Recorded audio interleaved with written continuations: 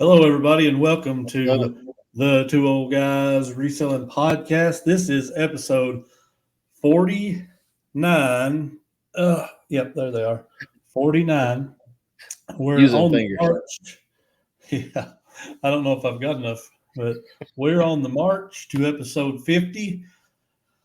You might notice my location's a little bit different. I am in the bedroom at our new house.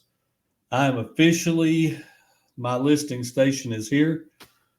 So I am working out of this location and now podcasting out of this location too. Yeah. So yeah, exciting times. But now listen, we have some exciting news.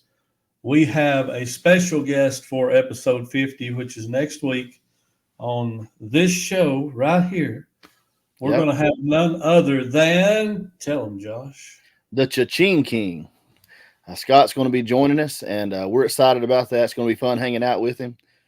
He's one of the best out there, in my opinion, trying to help people learn how to do eBay, do it better, helping people succeed.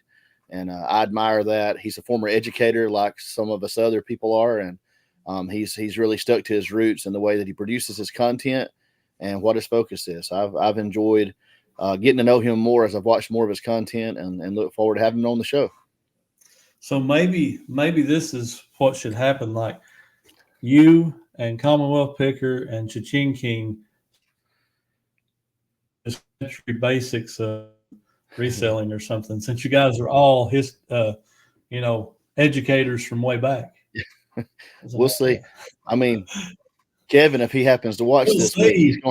he's gonna have to actually respond to a message. I mean, come on, Kevin. I mean, What do you mean we'll see? no. That was a trap, by the way. Yeah, I hear you. No, we're looking forward to that. I did go. I wasn't super familiar with Scott. I've heard of him, but when newsflash, when you are a reseller, it's a lot harder to find time to watch other content, especially if you are a content creator yourself. But I did go watch a little bit of him, and man, he was on top of it. Like the one I watched was, I think it was his most recent episode. He was talking about like what you need to get started in reselling, stuff like that, and he was just on point and had good information. So he does a good job. About more. Yeah. A matter of fact, we have, like when people ask us about reselling, because it's inevitable as people do find out that you do it, and they want you to, tell them, what do I need to do? He's one of the people that we refer others to. If you really want to get some good information on basics, because I mean, my video catalog is very small, and I feel like my knowledge is even smaller sometimes because I'm still learning. I've been around reselling. I think people that have watched know enough about me at this point to know that, I was in a family that resold, but I haven't personally done it, but about the last 4 years, 3.5 to 4 years. So, it's different for me. I've learned a lot, but I'm learning every day, and I'm willing to pass on whatever I do know. And I try my best to do that as I learn and research. I use a lot of that in my videos, but man, he's just an awesome resource for new sellers. Such a huge, bank of videos that you can go back and watch, and it can answer just about any question you got. Just good educational content. That's awesome. And kudos to Josh. I told him, I said, let's try to get a guest that not necessarily like a big name. It wasn't about that. We're not trying to necessarily pull in the big names or anything, but I said, let's go a little bit bigger. It's episode 50. Let's bring in somebody a little bit more well-known. And boom, here comes Josh with Cha-Ching King. And I'm like, what? This guy's got 50-something thousand subs. He makes us look like we are kindergarten compared to his college. So, and that's fine. But aside from all that, I'm looking forward to hanging out and talking to somebody that knows what's going on, what we're doing, understands, That's why we can talk so much about this, and those that are listening can get something out of this because it's your language. If you're a reseller, this is your language. Mm-hmm. understand the lingo. You can't. We've talked about this before. You can't go talk to your mom and Yeah. your brother and your sister, or aunts and uncles, and be like, "Hey, guess what I did on eBay?" They're like, "What's a eBay?" Yeah. Or, Yeah. yeah, I bought on there once, and they just don't get it. And I've Right. told people, they'll say, "What do you do?" And I'm like, "Well, I sell on eBay." And they're like, "You do what?" And I'm like, "You wouldn't understand." So it is not a slap against anybody, but I didn't even understand that I sold on eBay for 20 years off and on. But man, the full time versus the part time is a way different ball game. Way It different. is. It is. That's feel like the sound is back feeding a little bit, so I'm gonna work on that It some before must we be get a on lot of your mess in side. the recording. Yeah. Yeah, we're a little bit different setup. It's okay though, but yeah, with Scott, like having him on, that's one of the things I'm looking forward to because, like I said, well, I'm still learning a lot myself, and so anytime it's just like at the meetups, I know that's something else we want to talk about, so it might be a good segue. But it's just like when you attend a meetup, anytime you get to be around not only other resellers, but resellers that are more experienced, resellers that have knowledge in areas that you have not branched out into. It just, man, there's so much to glean from that. You can get Yeah. so much help and just better yourself in the process. And so I'm looking forward to that part. I love the conversation. The podcast itself would be great, but the behind the scenes conversation too, just forming new connections, new partnerships, new friendships, Oh where yeah. you can have a resource when you got a question, possibly. I mean, that's a cool thing to have. And I mean, I gained a lot of those through Omaha. I know we'll gain those, no doubt, over the summer when we do our Pickin the Plateau meetup, and I'm sure that happened for a lot of people this weekend in Nashville with Ray and the Nashville Flippers meetup. So. Yeah, I seen some stuff. I seen a lot of pictures on Instagram uh, of the Nashville meetup, and what it looked like a lot of fun. It got me hyped up again, thinking about our meetup coming up in August, and I was like, man, I just can't wait because it's going to Oh be yeah. just. I don't, and I honestly don't care.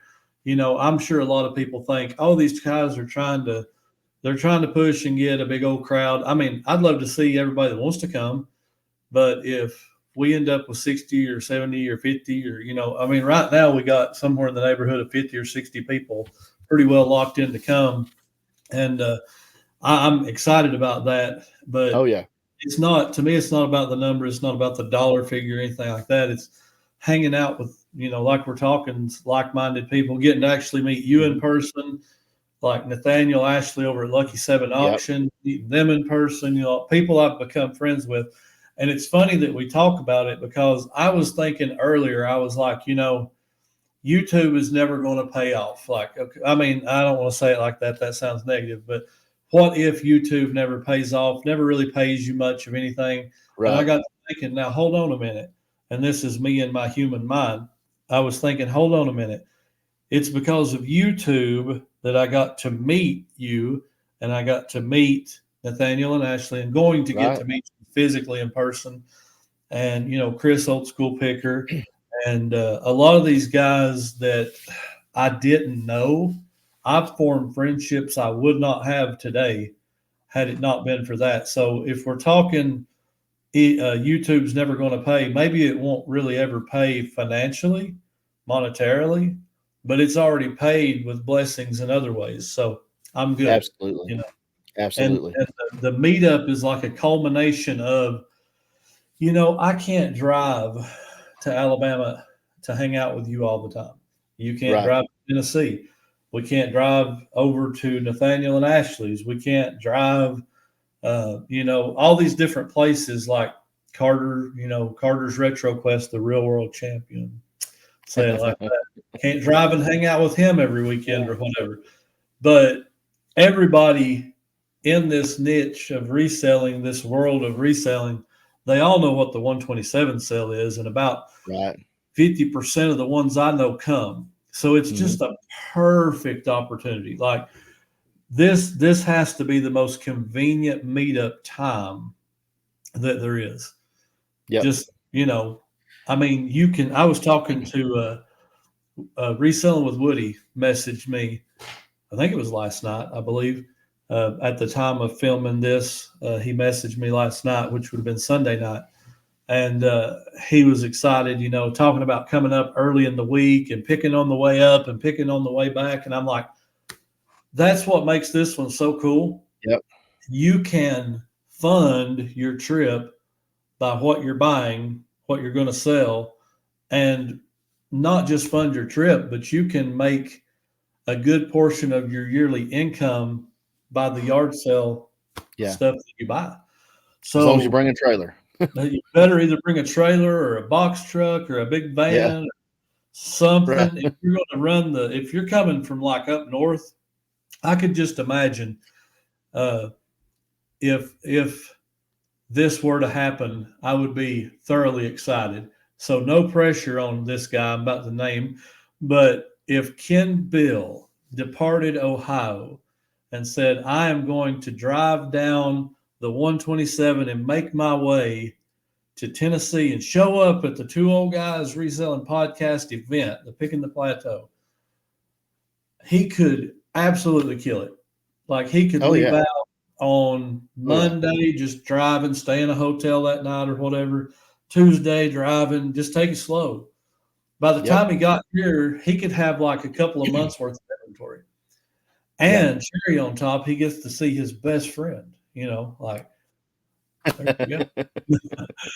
Ken Bill, that's a funny story. I've always said, we say we're best friends, never met, but I love Ken, love Corey over at the Reseller Clickbait podcast. But Chris Moose messaged me the other day, and this was his message. He said, yo, Ken Bill is awesome. And I'm like, that's awesome. I'm so glad you got to meet him.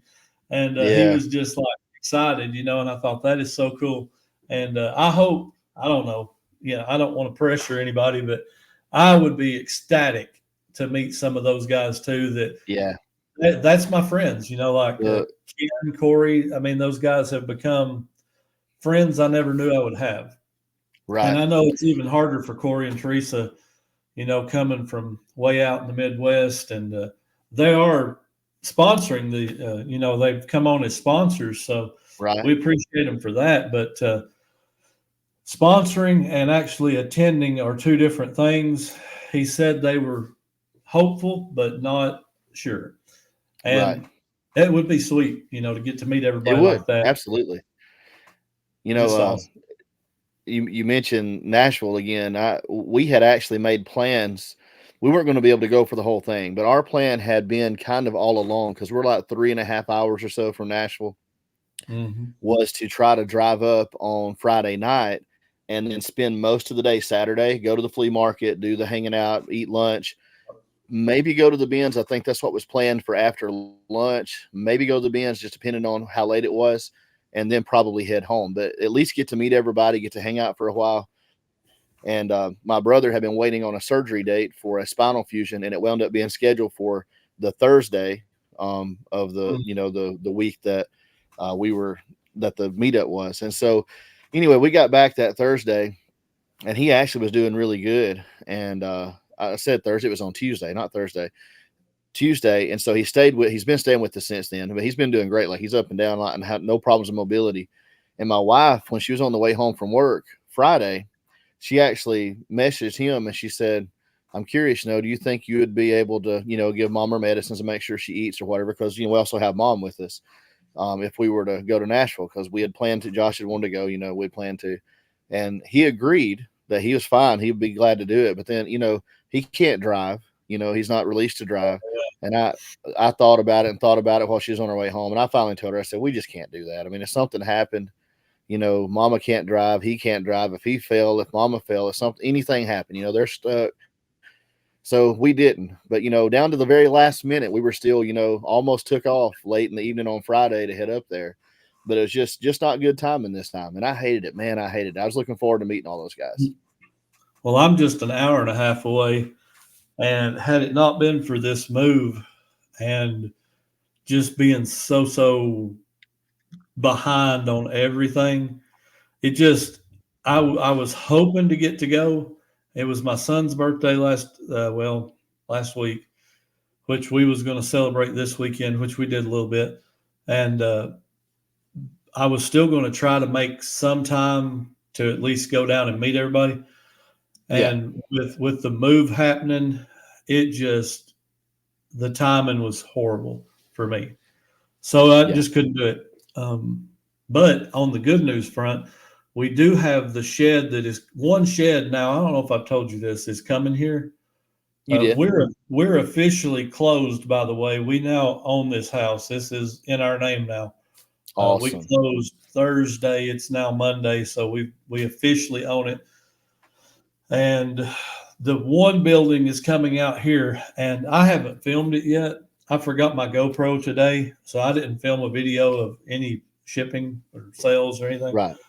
But my plan is to kind of walk around the property and show the plans where the building will go. And then I may actually set that building up with some shelving and put like some of my inventory, kind of what you talked about, stuff that it wouldn't affect it at all if it got a little hot, got a little cold, it would be fine. Put that in that one half of that shed. Then I could start transitioning out of my eBay shed at my other property. That way, if we went under contract, I wouldn't have to be like scrambling to figure out what am I going to do, because we've been fortunate to have a little extra time.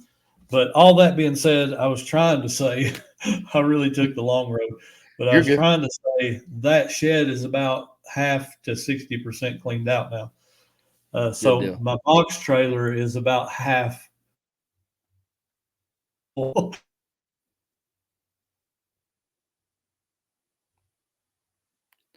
We lost you, brother. All right, so Caleb's getting. I don't know what happened. Okay, I didn't know if he was going to come back or not. I was about to just start winging it.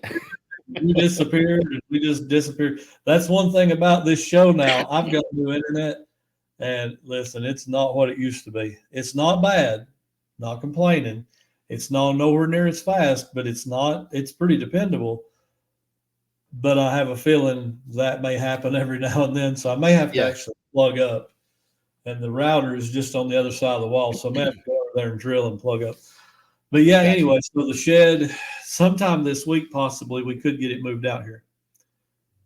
It's actually a funny story. The guy that's going to move it for me, I called him a couple weeks back, and I said, hey, if you're out around this house, can you just kind of look and see if you can get it up the driveway, if you could make the turns? And so that's a couple weeks ago. And by the way, his wife has huge yard sales, and he's like, hey, my wife's having her yard sale too, blah, blah, blah date. And I'm like, awesome, we'll be there.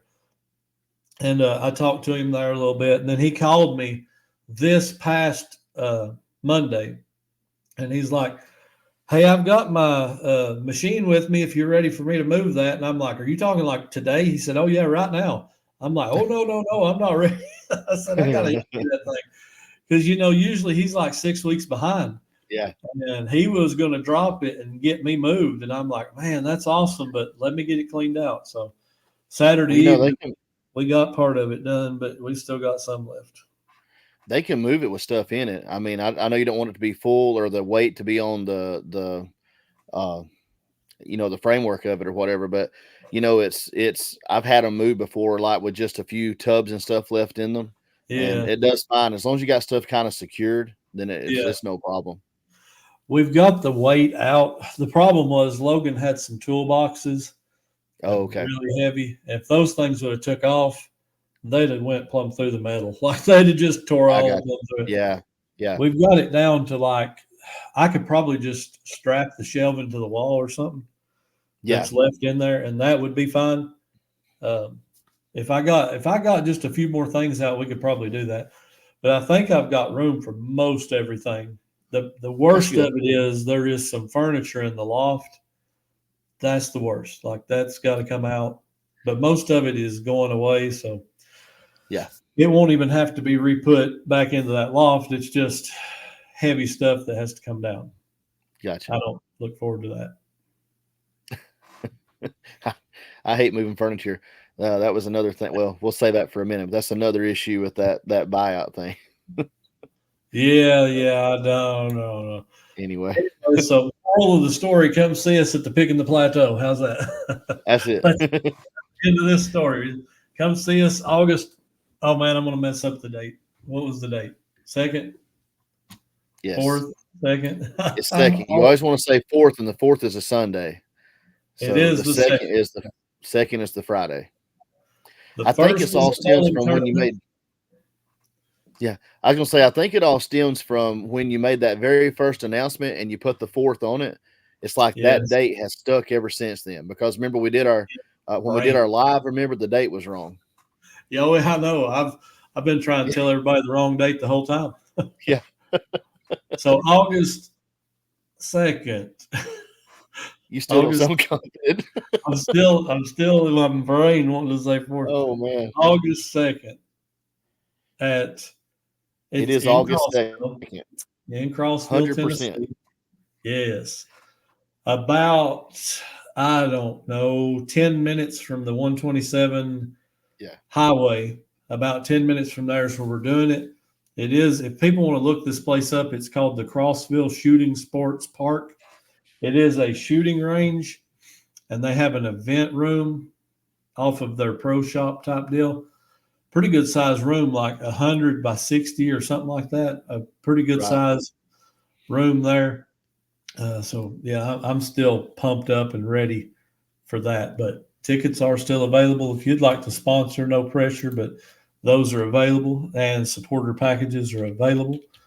But don't wait around again, because if you're going to get an Airbnb or anything like that, they fill up fast. Yep. Good show. That's it. We're done. I'm just waiting on the cues, brother. Oh, we got cues. I'm so used to you giving all the lead ins, so this is next. I don't want to jump the gun on you. You make me sound like the boss. Well, somebody's got to kind of direct the action. That's just kind of how it goes usually. So it's a big responsibility, especially for someone who has used to having everything so ordered and is currently living in chaos right now. Yes, I am dying. I need my order back. There's no spreadsheet for this, is there? No, can't spreadsheet this stuff. Well, on to better news. I had a horrible weekend. Uh-oh. That's better news, right? Better news. I sold 11 things for just a hair shy of $200. Oh man, that's not so great. Because a month ago, we was selling 40 things for $1,200. Yeah. So I mean, that's a pretty big drop off. Yeah, my weekend was really slow too. I think it's like, I know it was only 9 items. It's less items than you, but I think mine was like $380.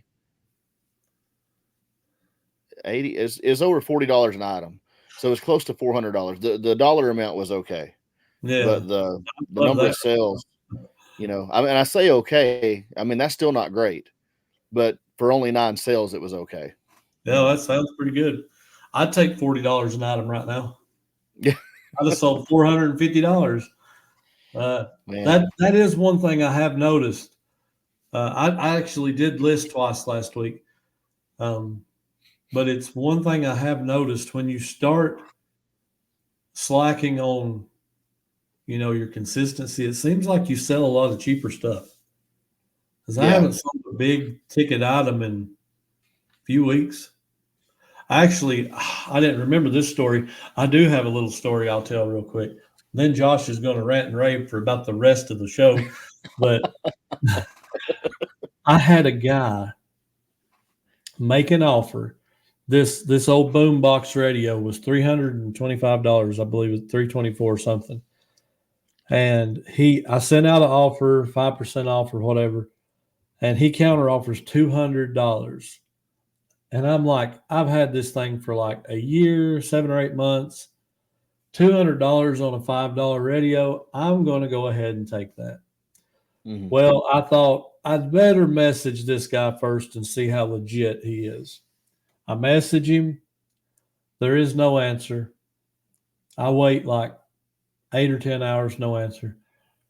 Then when I looked at the offer, it was one of those deals where I'm sure you've seen this, where it had multiple watchers. So if I accept the offer, the first one to pay is the first one that gets it.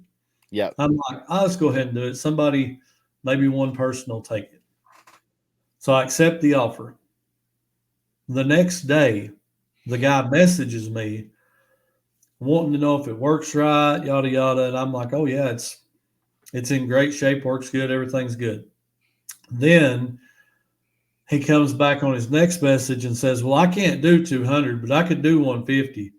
Oh my So goodness. I'm like, I said, why would you make an offer of 200 if you can't pay 200?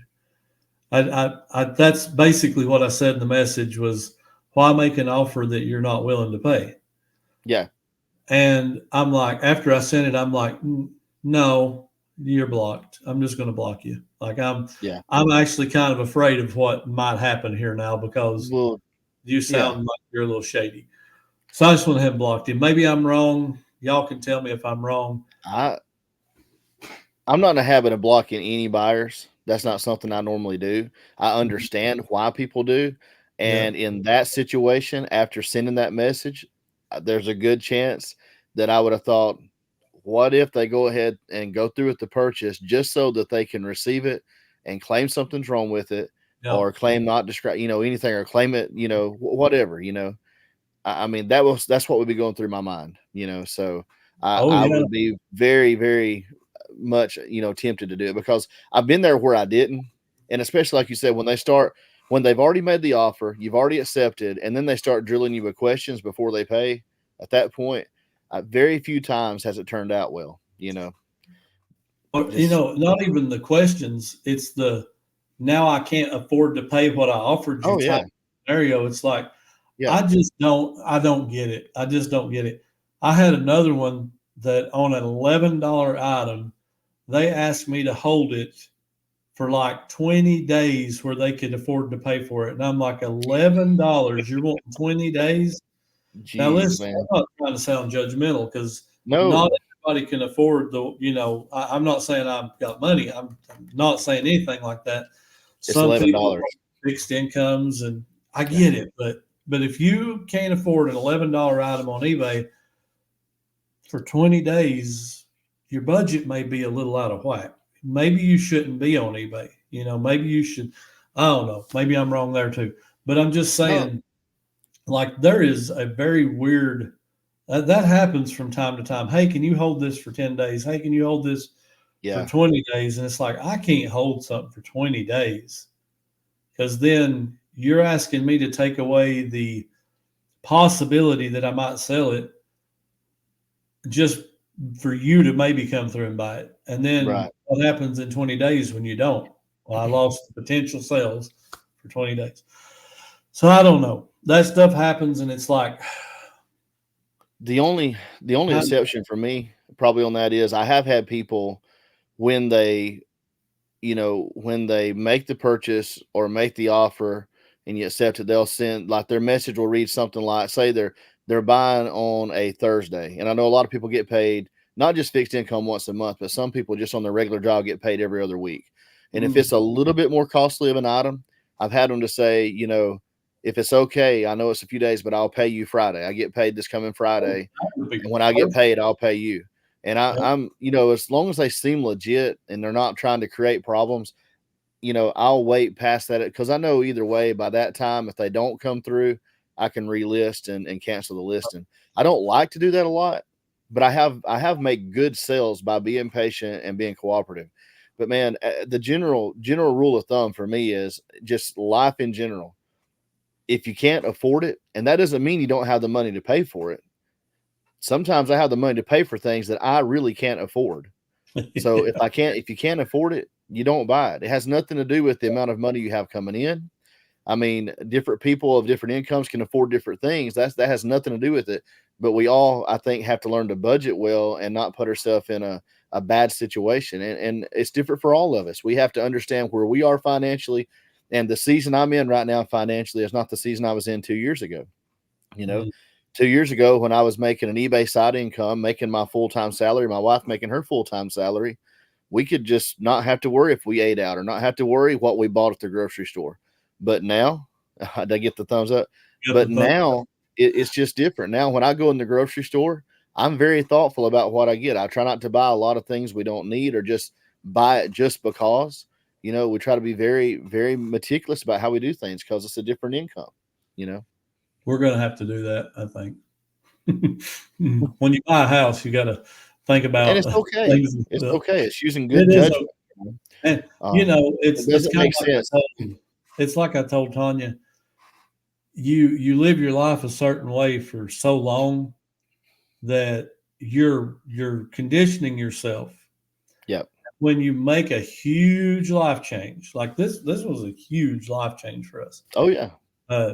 It might be time to evaluate the way you do things because maybe you want to change it a little bit. So I'll probably end up quitting Dr. Pepper. That hurt. I'll probably end up quitting Dr. Pepper. And some, just that's got as bad as smoking cigarettes, man. I'm telling you, they used to tell people, boy, you really spend a lot of money on them cigarettes, $5 a pack. And listen, you can drink $10 a day in Dr. Peppers if you want to. Oh my goodness, man. So stuff like that, I'll probably start trimming. We'll probably start trimming the fat. Yeah. Years ago, we did we got rid of the subscription television, home phone, all the stuff that is really extras. And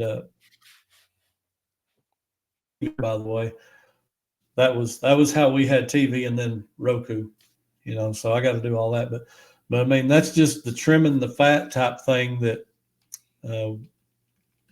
I think that kind of goes along too with if you're a reseller. Not every reseller is this way, but you get the mindset of how do I save this 20 cents on this order, 50 cents on that order? Because, even if it was 10 cents an order and you do 5,000 orders a year, man, that adds up. It's a lot of money. It adds up a lot. All right, we're going to have to hurry because you got a bunch of ranting and raving to do, and we're already halfway through this show. So tell us. I'm good, brother. I want everybody to hear, and I want to hear more about it. Tell us about your opportunity that you have decided to do what with. That buyout, I went and took a bunch of pictures. I spent a lot of time this week combing through Google Images, doing research, trying to find. There's a lot of good items. It's not that there's not good items. I mean, there's literally hundreds of items in there, and there's probably, I would say I could probably double or triple my money, but it's the way I would have to do it. I'm not saying that's a bad thing if it's one or two items, but when you're having to look at selling several hundred items to get there, I don't know. And it being all glass, I told you earlier, I'm about 99% certain I'm going to back out of doing that. I never committed, but I just in my mind, that I'm probably going to reel back a little bit.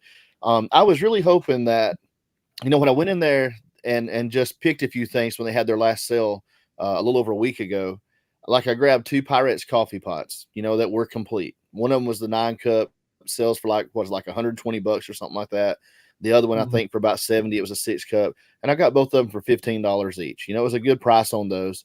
Paid up a little bit, but they're good sellers, And in my mind, after he made me that offer out front when I was paying, I thought, well, if I go in there and they've got, say 50 to 100 items, right, that are in that $50 to $100 price range, or maybe $100, that's an easy $100 sale, then I would feel good. But I didn't know anything about, I don't know enough. I won't say I don't know anything. I don't know enough about glass as a general rule to say that right there sells for this, that sells for that. I knew that a lot of it was good. There was ruby red glass. There's a lot of depression glass. There's Vaseline glass. There's Fenton pieces. There's all kinds of stuff that's in the glass area. There's Pyrex. But, going back in, and I mean, that's just kind of the surface of it. There's tons of Fire King. There's, all the names that to pay attention to when you see it, at a yard sale. But again, it's all like mid-tier stuff. It's $20 items, $30 items, $25 items, $15 items. And there's nothing wrong with that, man. At a yard sale, when you're getting that stuff for $1, and it might even be that I could be into it for $1 to $2 per piece. Mm-hmm. But the amount of time, none of it is like blazing fast sell-through rates. Hardly. It's, it's going to be slower movers. It does move. There's just a handful of items I think that would sell faster, and it's not big ticket items. And I'm just scared about the amount of time it would take and how it actually moved through it, trying to sell it on eBay. So I'm afraid about I'm just afraid altogether of investing that much, because I'll also think about what can that $2,500 do for me now that we're in the middle of garage sale season. We've got the entire summer, $2,500 spent all at one time there. If it's the right stuff, it's a good buy. Yeah. But if there's not enough home runs in it, because you need some home runs in that, and if there's not enough of them in it for spending $2,500, I just can't see doing it, because that's $2,500 I don't have easy access to spend. If a sure enough, like that CD, when I spent $400, but I'm going to make $5,000 or $6,000, maybe more. That's different, But if I lose all that funding and that comes up, and then I'm a little short, I had to skip over something like that, and I don't want that to happen. So, yeah, that is a good way of looking at it. You're opening one door to shut another one kind of scenario, and it may be a good thing, and it may not be a good thing. So, discretion is very, and it's so much too. Like I get over there, and I'm one person. I'm all by myself doing this. And you're talking about like going over there, 6 or 8, 10 tubs at a time, what I can fit on one level in the bed of my truck, having to individually bubble wrap or paper wrap every single piece, pack it carefully into a tub, move it back to my house, unload it probably because I don't have enough tubs to hold all the stuff. Unload it. I had to have shelving set up, unload it on the shelves where I can keep it safe and organize it because it's glass, and then go back and do the same thing all over again, over and over and over and over and over and over. about For $15 items and $20 items and $25 items. Yeah. What are you thinking? I just said, about 700 trips, Seriously. I mean, that would be that's the kind of stuff that makes you not want to do it, though. You got to think about the mental part of reselling too. Like, you can overwhelm yourself all at once and be like just sitting there and decide you're not going to do anything because it's just too much, So a person's going to look at it. I can't tell you how many times. Oh my gosh! You got to take it at the pace you're able to take it. Like, if you could go get 20 totes of it and leave the rest of it until you was ready, and you get everything listed, and then go back and get more if you had that option, that might be like an intriguing option. But you're going to have to get it. Like, you're going to have to go get it. He said I could take as long as I wanted, but here's the problem, and I don't mean this ugly. They're both in their mid-80s, him and his brother-in-law. That's the two that are running. Take as long as I want. They're in their mid-80s, and they both got kids. If something happened to them, even though I'd paid for this stuff, my access to it probably is gone, Yeah. So it's not like I can bet on having 6 or 8 months for sure to slowly work through the stuff at my own leisure, and so I just don't know. I at the same time, I hate it because I do think it's one of those things where I feel like there probably is at least triple my money. I figure if it's $2,500, I figure there's at least $7,000 to $8,000 worth of stuff, and that's not always a bad buy. But it's the number of items that I'm having to sell to get to that number. It is just too much. That makes it more of a bread and butter buy, though. It really does, because it is. If you could say I'm spending $2,500, but I'm potentially going to garner $20,000, then it's like, okay, now I can make this happen. But the lower the profit, the harder it gets to me. Like, I don't know. Who's talking? That's my brother. I'm trying to tell him. No, it's fine. I was just like, somebody's here. I thought somebody was in my house for a minute. Like, oh no. No, I the office since the surgery. He knows I'm doing a podcast, but it's one of those crazy things, when you're having to do something out of your house. So the house is pretty good size. He can be literally probably 100 feet from me, which is where Oh he has my. been 90% of the time he's been here. He decides to make a phone call. He walks all the way down the hall where I left the door cracked open to the office to talk, and he's hard of hearing. So when he talks at like extra decibel volume. He's really loud, so anyway, it's just one of them things. I apologize, everybody. No, I'm just glad that there wasn't somebody in my house.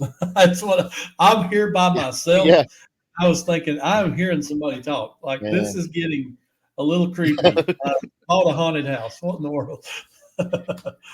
Look, I told my wife, seriously, I told her the other day, though, and I wouldn't say this. I don't say this. It's not a bitterness or nothing like that.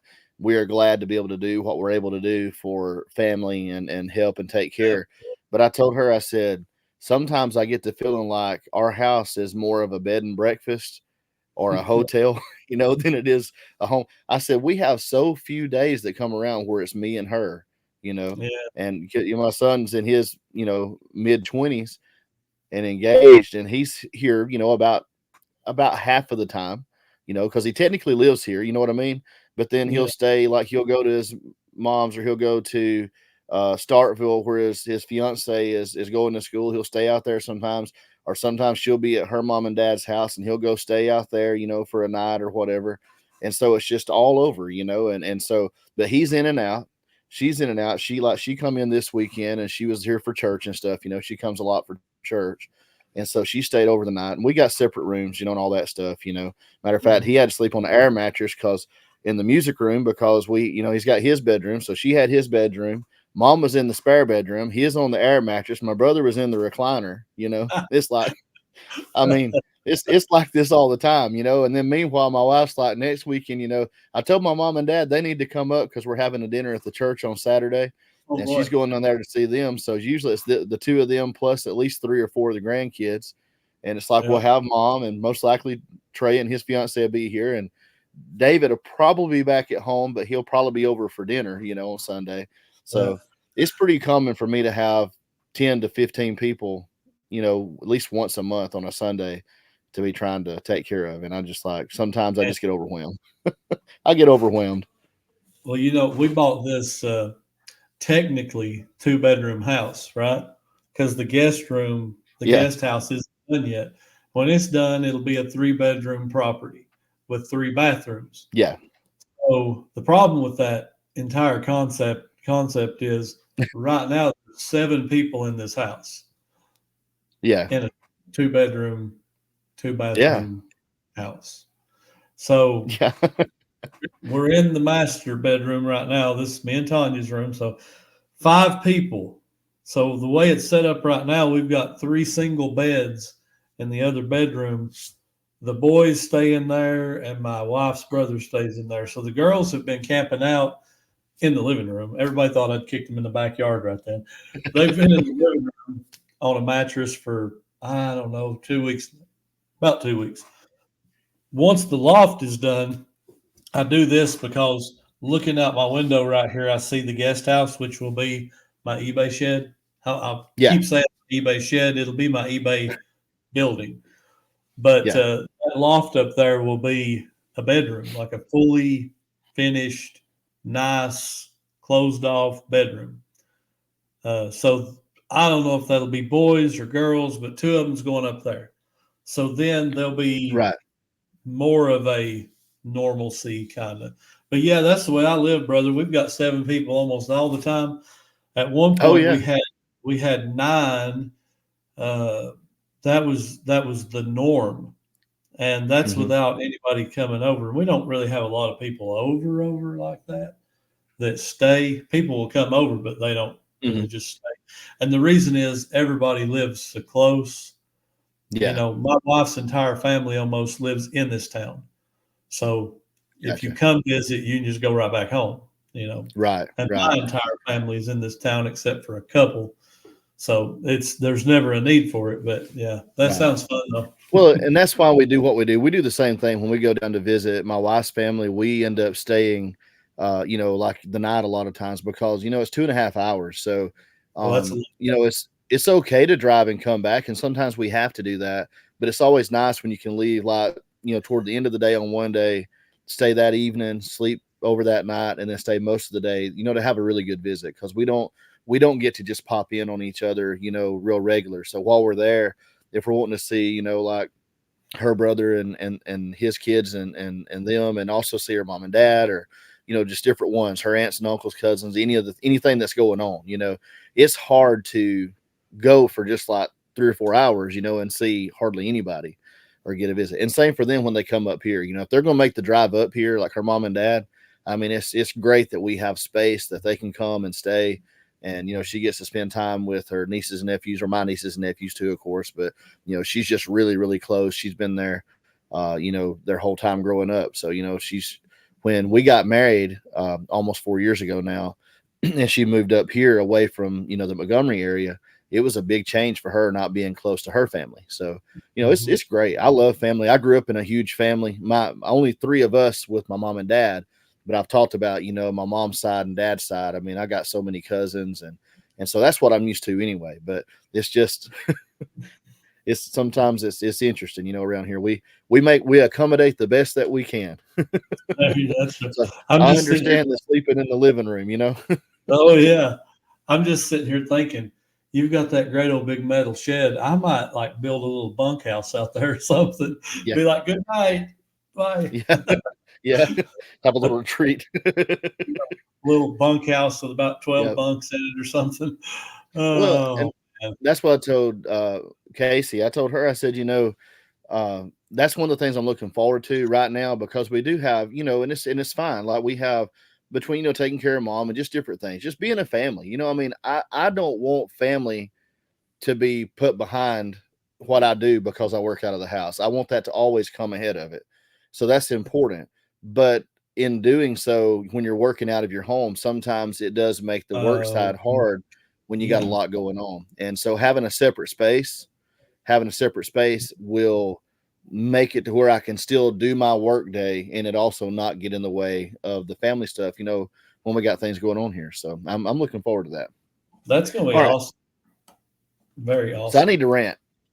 It's time. You're already kind of, but yeah. Well, no, that wasn't real. That was just talking about life. That's blessings. Family is blessings, man. I hope nobody ever mistakes anything I say, because I love every minute of it. I really do. I'm just, I'm so blessed to have a good family and get to spend time with them on both sides. I mean, just all the way around. Absolutely. But you've got 2 rants. Let's mix these 2 rant. Okay. So first one, let me go with the feedback. So I mentioned last week that the sorting facility at Birmingham, where nearly every package I ship goes to, has just been struggling. They say they're just backed up and behind. Now, I don't know why that causes certain packages to make loops inside the facility when others don't. I may ship one thing, it arrives in 2 to 3 days, and then one other thing on that same shipment that goes to Birmingham makes a lap for 3 weeks inside the facility. I can't figure it out. But one of my buyers, they received their package, and it was a shirt. It was a vintage MMA Elite shirt from the early 2000s, and they're kind of valuable. I mean, they're not super pricey, but kind of valuable. So anyway, I got a negative feedback for it. The guy says slow, and he uses an abbreviation that's ugly. That means something ugly. Mm-hmm. Slow abbreviation for something ugly. Shipping arrived 2 days after estimated shipping. Barely any updates.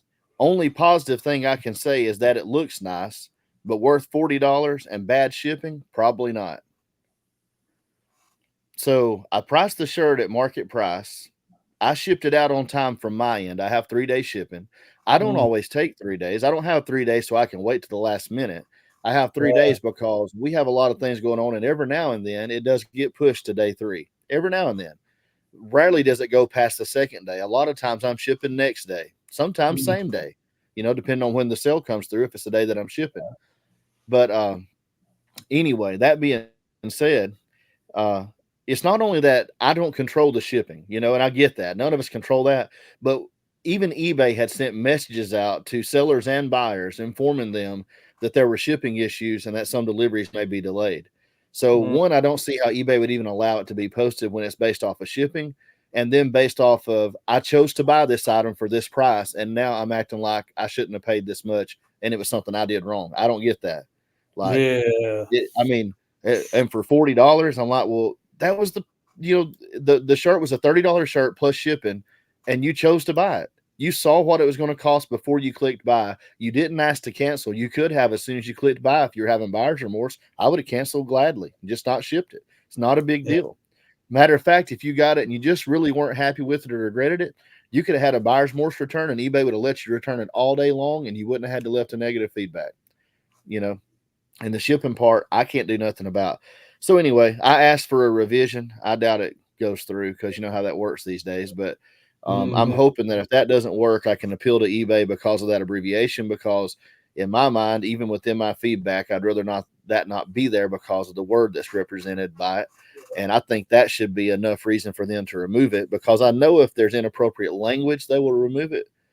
And if you're using an abbreviation for it, to me, that's just as bad. So I'm hoping that'll work. If not, all right. The second thing is Facebook. That's it right there. That's the rant. Man, that's enough, Facebook, right? Those marketplace, Facebook, marketplace. So, but not something I was selling on it. I was trying to buy something. So I'm at the hospital with my brother, right? And let's go ahead and rant on the hospital too while we're here. I'm sure that Ben will appreciate this. So they have us to be there at 5 o'clock in the morning, right? So here we are. We get up before 3 o'clock. We drive to Birmingham, and so we get over there because you can't get there at 5. You have to get there like at 4:30 to have time to go up the parking deck, find where you're going, all that stuff. We're able to get in there a few minutes before 5. After leaving at 3 o'clock in the morning, we get settled in, get set down, and it's after 8 o'clock before they even call him up to the desk to finish his registration. Oh my gosh. He gets back in a room. It's like 8:40 when he gets back in a room to do surgery prep and get an IV. After having us to be there at 5 o'clock and being up at 3 o'clock to go, or being up before 3 o'clock, just a little before. So it blows my mind. But anyway, while I'm there, killing time and looking at Facebook Marketplace, and of course the new building, I don't have any shelving out there, and I see this ad. This store is closing in Tuscaloosa, and they've got a bunch of shelves. Don't say how many. $60 a piece. The same kind of wire racks like we use. These 48 by 18 wire racks with the 5 or 6. I think it was 6 shelves on these, and the ad says $60 each, or I will make a deal if someone's willing to buy them all. Well, again, it doesn't say how many. So let me just share this with you. Hold on just a second. This is worth hearing, I promise you. Love it. I've already heard it, so I love it. Listen, you didn't hear all of it. Listen to this. I said, what's the price for all of them? He says for all 11. That's when I found out how many there were. There's 11. I was like, hey, that's great. I thought there might, from the picture, I thought there was like 6 or 7. So now I'm excited, He says for all 11, I could do them at $50 each. Yeah. I said, I will buy all of them if they are like the ones pictured. Could I come get them tomorrow or Saturday? I assume you're in Tuscaloosa. Yes, I am. What time could you come grab them tomorrow? I said, I'm with my brother for surgery this morning, but if all goes well, I should be free all day tomorrow, just whatever time works best for you. Okay, perfect. So can we do tomorrow around 10:15? I said, that should work just fine. If anything changes, I'll let you know. You can send me the address in the morning. Thank you. Perfect. And then it says, you can rate this seller now, which is Facebook's indication that their way of understanding messages is a deal has been made, even though it hasn't been paid for. Even the algorithm understands that there's been a verbal agreement made between me and a seller. Mm-hmm. Okay, so this was, let's say, about 2 hours later. Did you still want to grab them today? I'm like, what? Today? We didn't talk nothing. We didn't say nothing about it. I said, I 100% want and need all 11, but I thought you said tomorrow at 10:15. Oh, I meant AM. My bad for the miscommunication. Just have a lot of people reaching out about them, so I'm trying to get it all squared away. You shouldn't be having to worry about messages. We've already made a deal for me to buy them. Yeah. It says, so what time would be the earliest you could come grab all 11? I said, well, I'm still in Birmingham waiting. Remember, this has been several hours later now. We've been off and on messaging. I said, I'm still in Birmingham waiting for my brother to come out of surgery. I said, not sure what time I'll be home this evening, but as soon as you want me there tomorrow morning. Okay, so what are your thoughts on Venmoing for them Venmoing for all of them right now, and that way I can hold them for you and tell everyone else they're sold. Want me to pay for all of them up front? $550. Are you kidding me?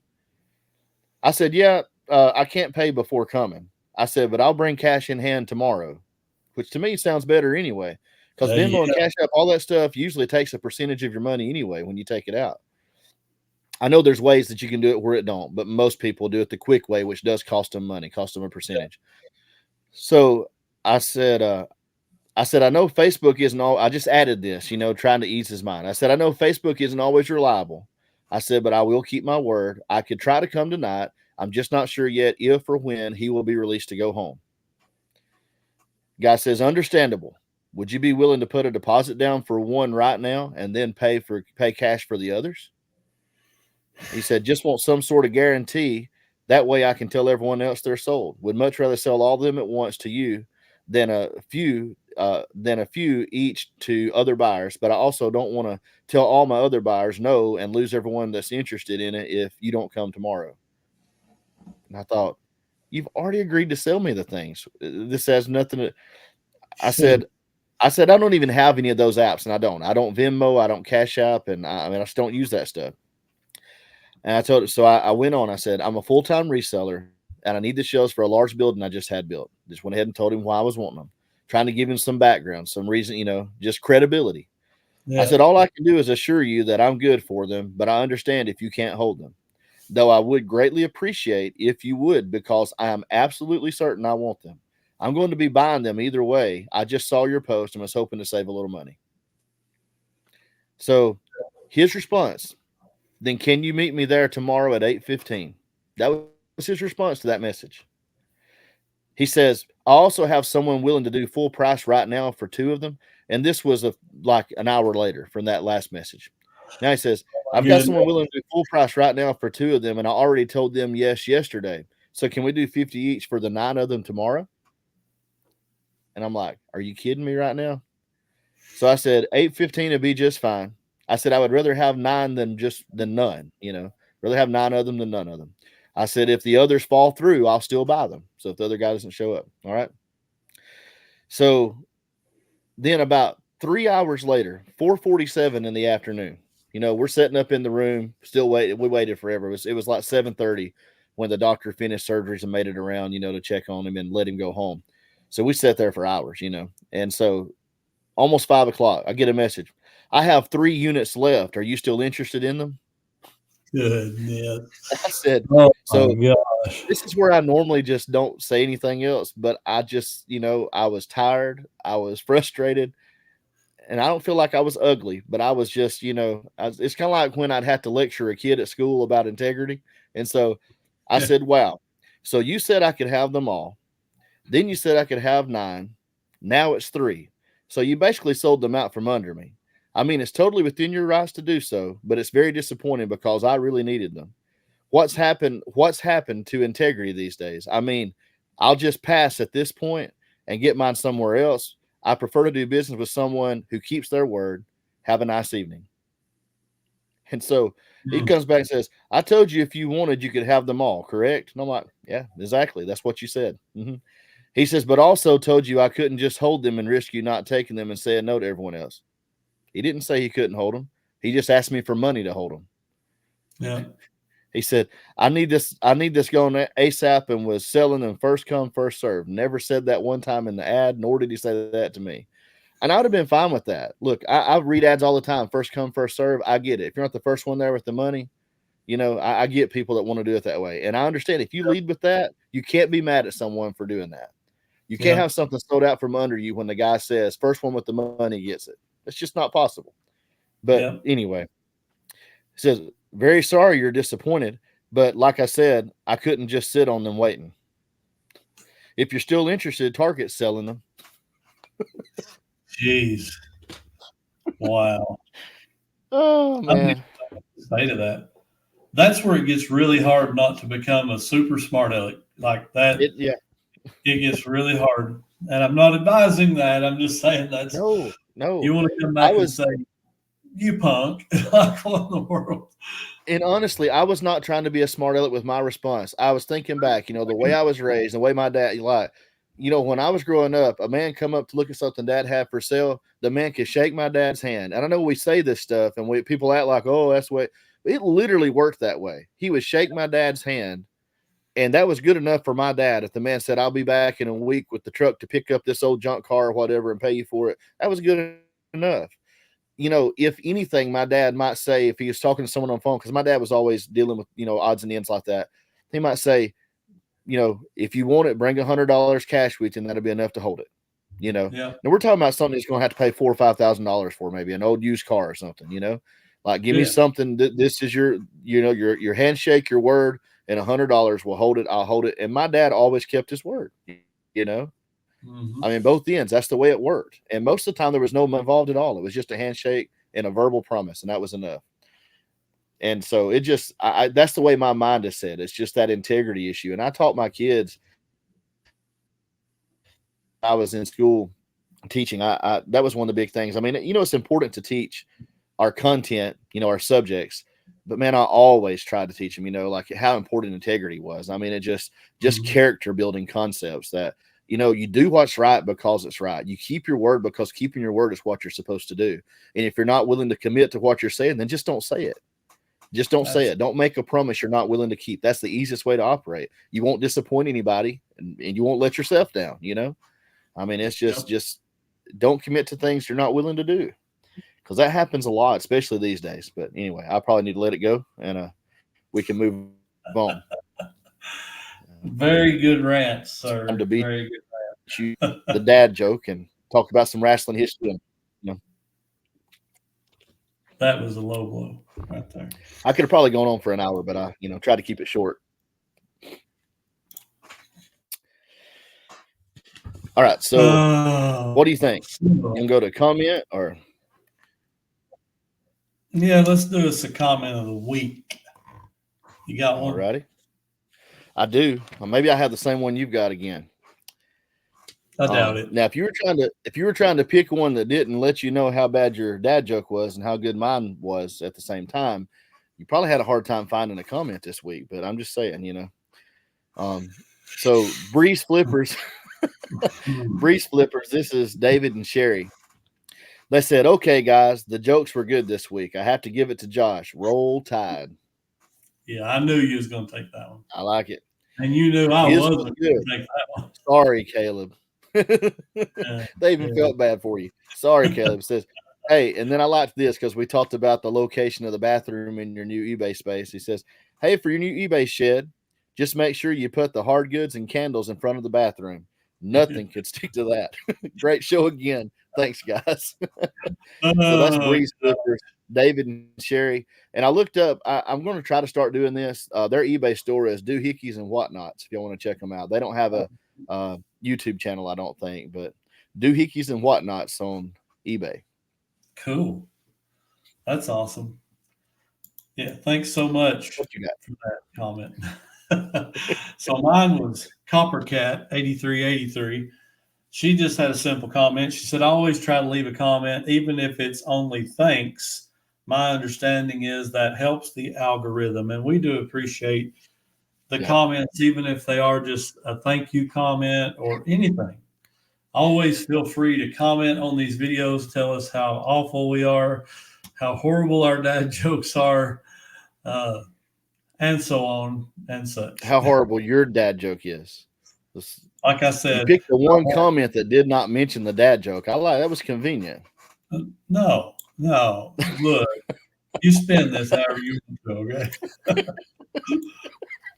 This is not the let's make Josh out to be king of the dad joke show, okay? That spot is taken. Oh. I've had a rough patch because I've been moving. Okay. Well, according to Will, that spot cannot be reclaimed by either of us, and he makes that clear every week in the comments. Just we do read them, Will. Just make sure you know we hadn't missed it. Yeah. I skipped right over his. I'm not even reading that because that's not happening. I'm telling you though, at this point, we have drug out the hardcore title out of the trash can. Remember that? Oh, that's man. what we've done. That's our new championship. We have the trash can championship. That's about how bad our jokes are. Well, I mean, anytime somebody gets beat as bad as you have a couple of times recently, it's got to be the hardcore title. No one gets that beat up and bloodied up without it being a hardcore match. Okay. All right. Whatever. Somebody fixing to send a trash can your way. I don't care. All right. Let's move on. Sell of the week before this gets completely out of hand. All right. So those of you that watched last week, I mentioned that songbook. So I told Caleb, I hate to do a rerun, but it happened to me. What happens sometimes? This sold last week on a Sunday night, and the buyer didn't ever pay. So Monday morning, when we were getting ready to record, I wasn't expecting that it wouldn't be paid for, because honestly, it's a low percentage that doesn't get paid for. But as it turned out, they never paid. So I ended the sale, canceled it, relisted, and it sold again just a couple of days ago. And this time it sold for $150 instead of $120, and they paid for it a couple hours later. So it worked out to my advantage for once. A buyer not following through with paying. I actually made 30 more bucks on the book than what I would have. And look, I mean, I was just glad I was selling it for over $100. I mean, I was just, I priced it where the market said, but I don't know that I expected to get 170. I was already thinking, if I got a strong offer, I would take it. So I'm tickled about that 150. That's pretty awesome. Like, yeah, that's crazy. I'm just going to be jealous of that one. So look, everybody needs to be watching for those. Oh, absolutely. Absolutely.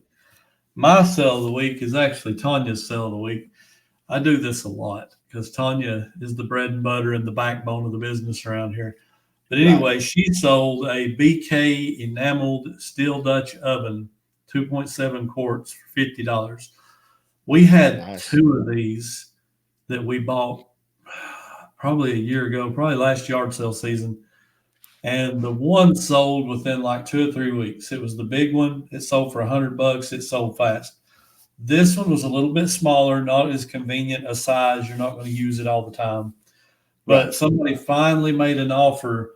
I'd sent out offers and they counter offered, and it went from like 54 down to 50 is what they offered. And I'm like, all day, I'm taking that. Oh, yeah. Yeah. Jumped on it. They paid for it within like 10 or 15 minutes, and I shipped it out. So that was I'm not a big time kitchen guy. I'm no good in the kitchen, but I have an appreciation of the cookware stuff more so now than I used to. And I will say that BK brand is pretty nice. Like, that's probably expensive stuff in the stores. I've never actually seen it. I don't know who sells it, but it was pretty nice. I will say that.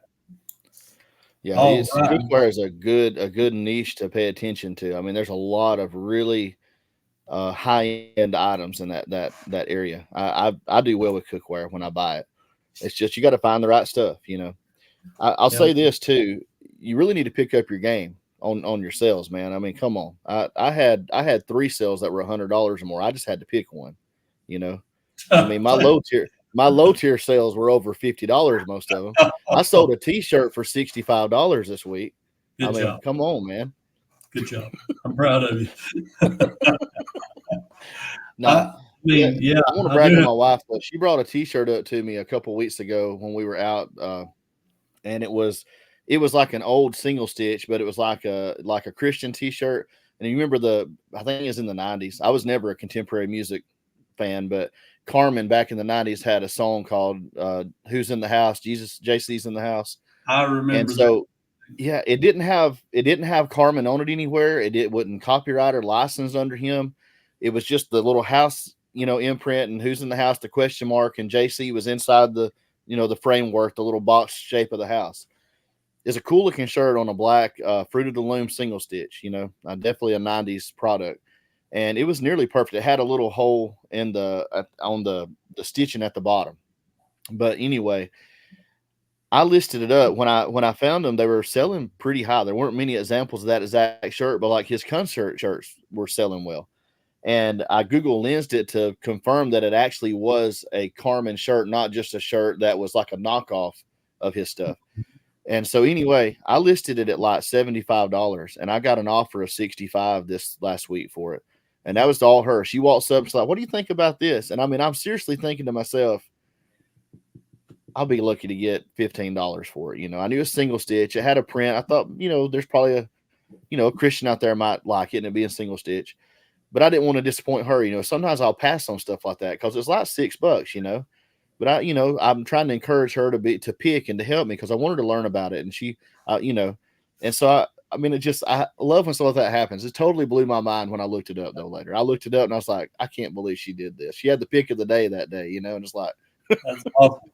So I was tickled for her, tickled that sold as well. She was excited to hear that it sold for that much. Tanya usually does that pretty regular to me. Like she's really good on Christmas stuff. That's one thing that makes it good.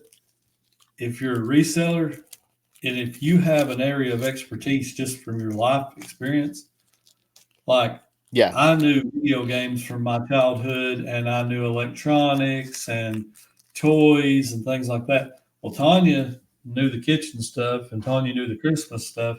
So like there's not many yard sales we go to that we can't find nothing. We usually walk away with something. And, it just helps you to educate yourself. Oh, absolutely. Absolutely. Now, what are you trying to do? Find a good dad joke? I see you doing something there on the side. I'm just moving down my layout. Oh, okay. I got you. I think it's time for a little bit of This Week in Wrestling History. Let's do it.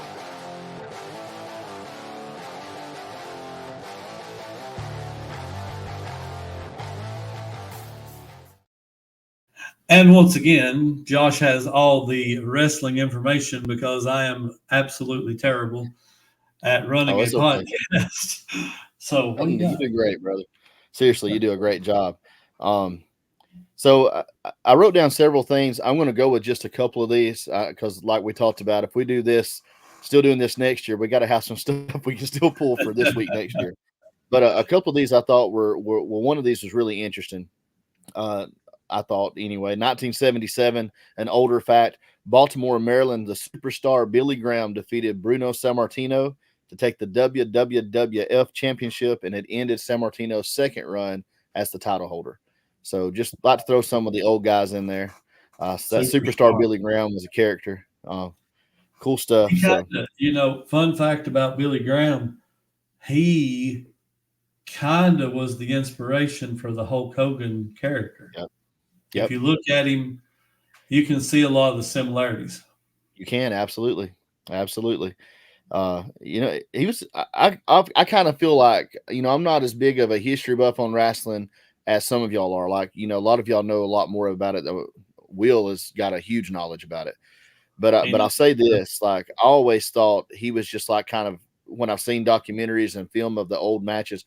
He seemed to be a little bit ahead of his time, Mm-hmm. It was the character building like they used in the late 80s and early 90s. He was really already there before that even got there. So I thought that was really cool. I always liked his character. But anyway, the other one's kind of a sad one, but I do think it highlights another side of wrestling. And I don't know how much people pay attention to this, but if you go back and you look at the age at which a lot of these wrestlers die, a lot of the ones that people are very familiar with, for one reason or another, a lot of it is not associated with good things, and it's sad.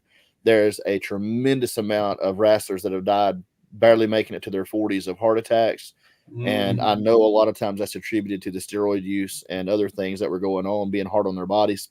Yes. 2003, this same week in 2003, Miss Elizabeth died at 42 years old, and that was turned by the coroner as acute toxicity, but it was a combination of painkillers and alcohol. And that's a story that's it's sad, and it's too often the case with too many people that are, I feel like, especially entertainment, we see those more, but I think sometimes we overlook the fact that just in society in general, it's almost a plague. You don't have to be famous for those things to be problems. And we lose so many people in our country from stuff like that don't have a famous name. But people like her, and of course, I think about Macho Man anytime I think about her. I know she was tied to different wrestlers over the years, but to me, that was the run that really, really sticks in my mind for her. And it's just amazing to me that she was only 42.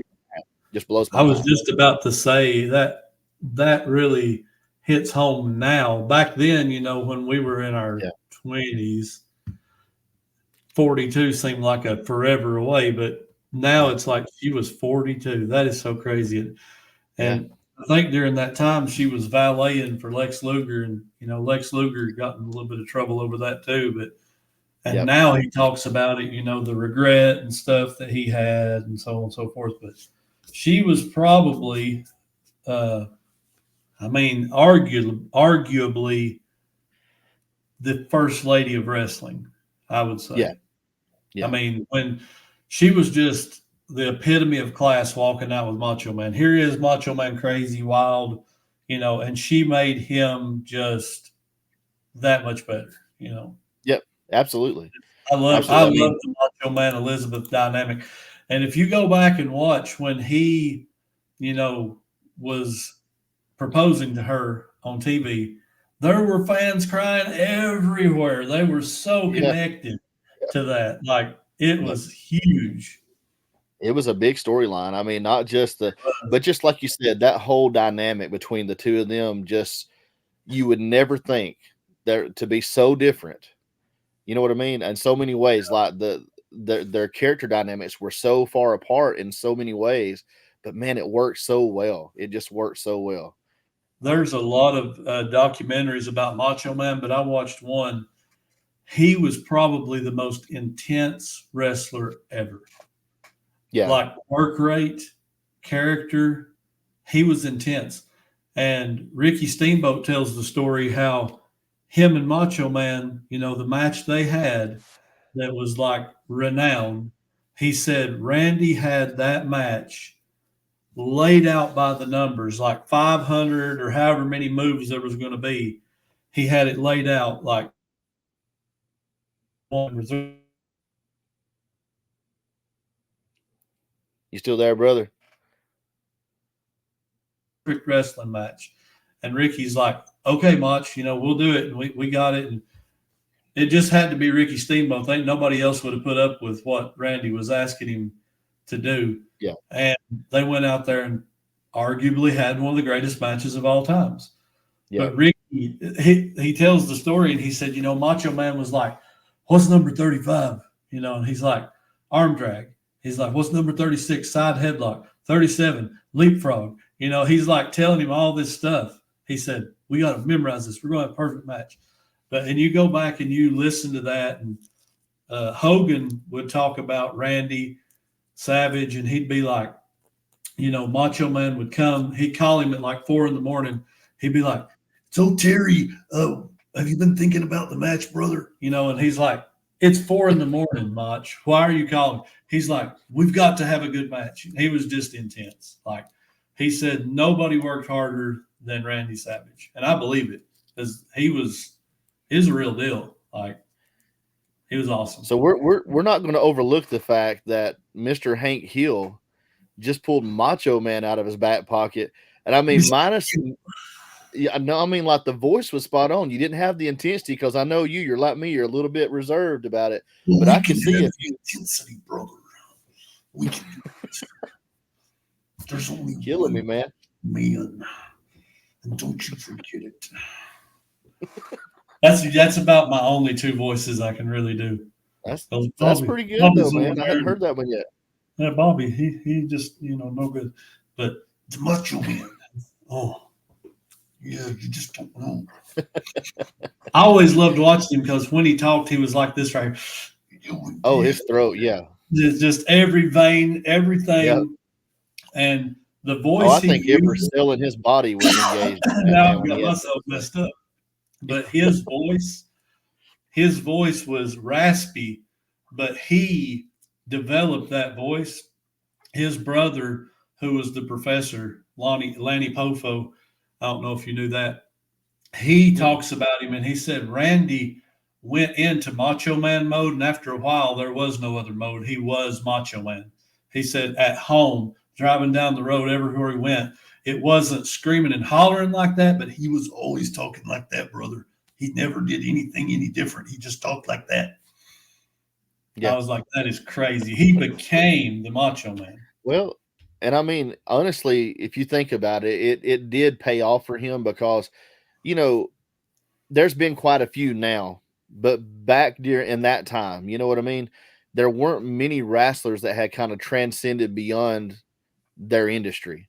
But with him and Hogan, you really, some of those earlier wrestlers from the 80s and the 90s, you started to see that happen. But I mean, it took, for him, it was personality that done it. I believe that. I mean, he created his opportunity. He did.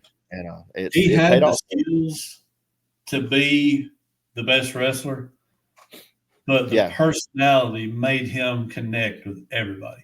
Like the look. And I remember when he talked about changing his look, he went to a tailor and said, I want my name all over everything. I want it to say Macho Man, colors. And he said, well, you need to get out of the trunks and go to pants. That way I have some material. And you remember he transitioned to pants. Yep. And that's when he had color and his name all over everything. He said, I want to be the brightest guy in the room.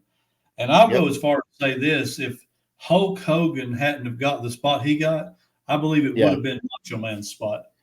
Yeah. Because Macho Man undoubtedly. And he run close second to Hogan. Yep. Like Hogan just had that over the top, larger than life persona. Macho Man was really close to that. Had it not been for that, I believe he would have been that guy. Yeah. Yeah. I'm not saying he was second place, but he was just in a different category. Like just absolutely, I agree. Okay, that's totally enough talking about Macho Man. Oh yeah. I can't do it very long. Look, he's pulling out all the stops before the dad joke this week. He's trying to get all the positive energy from the crowd going his way. Elbow drop time. Oh, I'd just like to see you climb up to the top rope, brother. Back in the day, I could have, but now not so much. Oh man! All right, you ready to Imagine how bad that would hurt? Oh, me? Yeah. The other person? I have no idea. Period. Period. I'm just talking about having to take the bump of jumping off the top rope. I mean, it would give a whole nother level of respect to those guys that are still doing it at 50 and 60 years old. Man, I can't imagine. All right, time to beat you. Here we go. All right.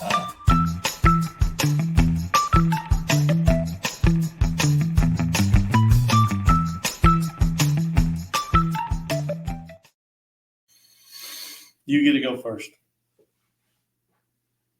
Actually, maybe not. You're froze over there. Are you back? Are you back? Yeah.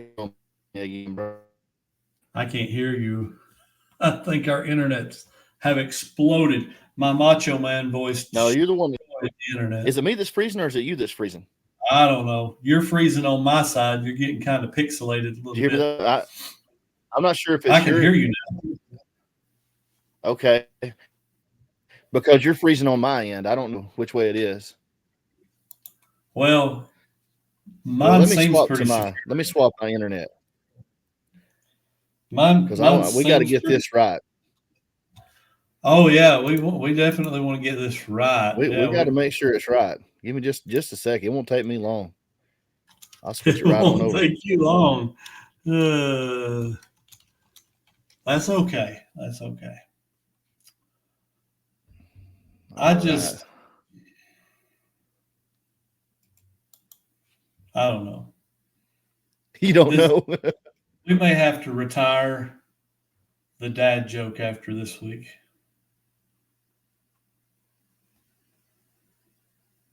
Nothing? Got nothing to say? Or did you freeze again? I lost him again. All this threat of the top rope elbow drop. He gone. He back. No, I'm back. It did that. It had the little glitch for me to switch over.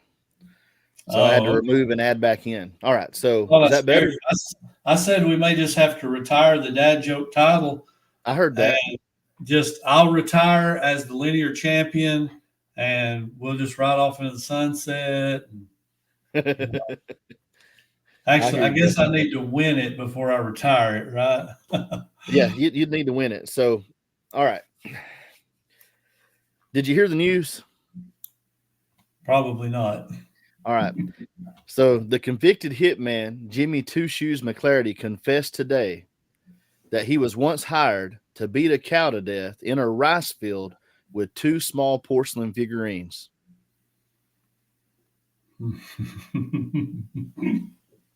I know this is going to be so bad. I just can't think. Go ahead. Well, the police are saying that this could be the first known case of a real-life knick-knack paddywhack. Yeah. I knew this going to be bad.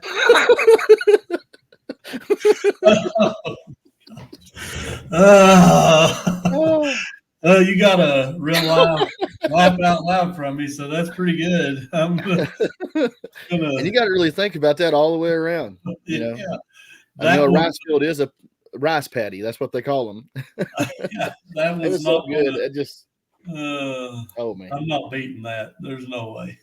Well, I knew that before I started, but you know, you should have too. Oh boy, I'm ready for it though. Come on. I know. Well, I'm not ready. I'm not ready to give it now because it's not going to win. But anyway, okay. So I found a wooden shoe in my toilet today. It was clogged. It's a good one though. It's not bad, but it's not what you just dropped. Oh man. That one killed me. When I read that one, I said, I got one for this week. Yeah, you've definitely got me this week. I do. Everybody just go in there and give the old thumbs up to Josh now. No, it was a little long, but it was worth it. That one was worth it. That came out good. That one all together at the end is perfect.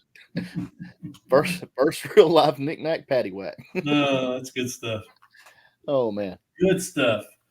All right, so guys, go check out the Eventbrite page, link below if you want to come to the Plateau, Pickin the Plateau meetup.